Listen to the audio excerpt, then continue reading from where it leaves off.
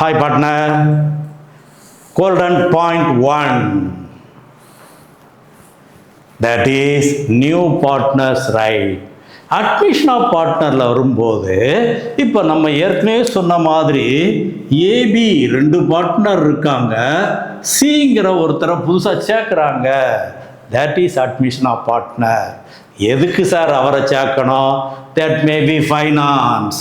பிஸ்னஸை டெவலப் பண்ணணும்னு சொன்னால் ஃபைனான்ஸ் அதிகமாக தேவைப்படுது, ஒருத்தரை சேர்க்கலாம். இல்லை அவர்கிட்ட மேனேஜ்மெண்ட் ஸ்கில் இருக்கலாம். ஏன்னா குட்வில் கிரியேட் பண்ணணும்னா மேனேஜ்மெண்ட் வேணும்னு சொல்லியிருக்கோம், எஃபிஷியன்ட் மேனேஜ்மெண்ட். அப்போ மேனேஜ்மெண்ட் ஸ்கில் இருக்கலாம், அதுக்காகவும் சேர்க்கலாம்.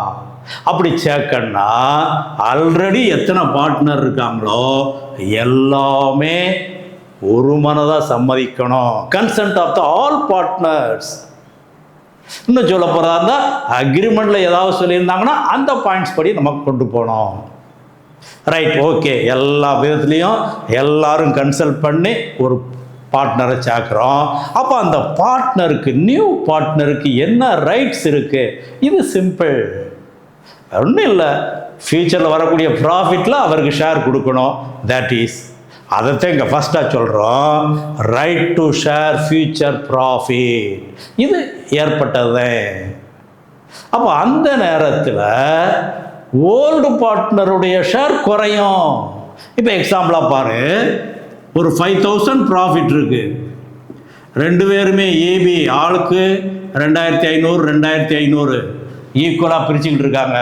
இப்போ சி ஒருத்தர் வந்துட்டாரு, அவருக்கு ஒரு 1000 ரூபா கொடுக்குறோம்னாலே இவங்களுக்கு குறைஞ்சிரும். இதுதான் சாக்ரிஃபைஸுங்கிறோம். எவ்வளவு இவங்களுக்கு குறையுது? 500 குறையுது. இதுதான் சாக்ரிஃபைஸ். அப்போ ஓல்டு பார்ட்னருக்கு ஃபியூச்சரில் கிடைக்கக்கூடிய ப்ராஃபிட்டில் லாஸ் ஆகுது, குறையுது. That is sacrifice. அப்போ அதுக்காக ஓல்டு பார்ட்னர்ஸ் ஏபி என்ன செய்வாங்க?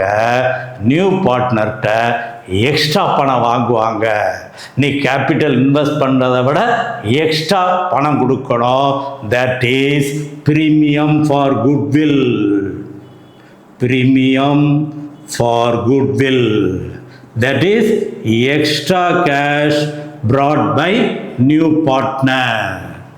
இந்த ப்ரீமியம் ஃபார் குட்வில் யாருக்கு? ஓல்டு பார்ட்னருக்கு. எதுக்காக? அவங்க சாக்ரிஃபைஸ் பண்ணுறதுனால. அப்போ சாக்ரிஃபைசிங் ரேஷியோவில் இதை ஷேர் பண்ணுவோம். இது முக்கியமான பாயிண்ட்டு. அது குட்வில் டாபிக் வரும்போது அதை பற்றி படிச்சுக்கிடணும். Okay, right, okay. Then next, right to share asset of the firm. இது சாதாரண விஷயம். இப்போ நம்ம அசெட் கிரியேட் பண்ணி வச்சுருக்குறோம். ஃபர்னிச்சர் இருக்குது, பில்டிங் இருக்குது, பிளான்ட் இருக்குது, இந்த மாதிரி நிறைய அசெட் நம்மகிட்ட இருக்குது. நியூ பார்ட்னர் வந்துட்டார்னா அந்த அசெட்டில் அவருக்கும் பங்கு உண்டு.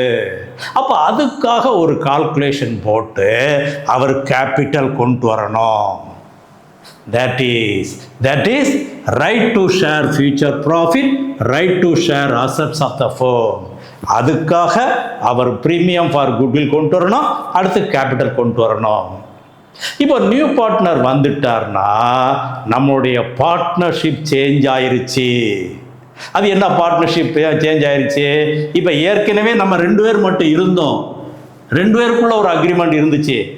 இப்போ புதுசாக வந்த உடனே பழைய அக்ரிமெண்ட்லாம் க்ளோஸ் ஆயிடுது. சியும் சேர்த்து நியூ அக்ரிமெண்ட். சிம்பிளாக சொல்கிறதா இருந்தால் இந்த ப்ராஃபிட் ஷேரிங் ரேஷியோ மாறுது, கேபிட்டல் மாறுது, எல்லாமே ஒவ்வொரு ஸ்டெப்பாக மாறிக்கிட்டே இருக்குது. அதைத்தான் என்ன சொல்கிறோம்? Reconstitution of firm. At the time of admission of firm partner, the firm reconstituted, firm not closed, only partnership closed. Caesars partnership முடிவுக்கு வந்துருச்சு. That is agreement முடிவுக்கு வந்துருச்சு.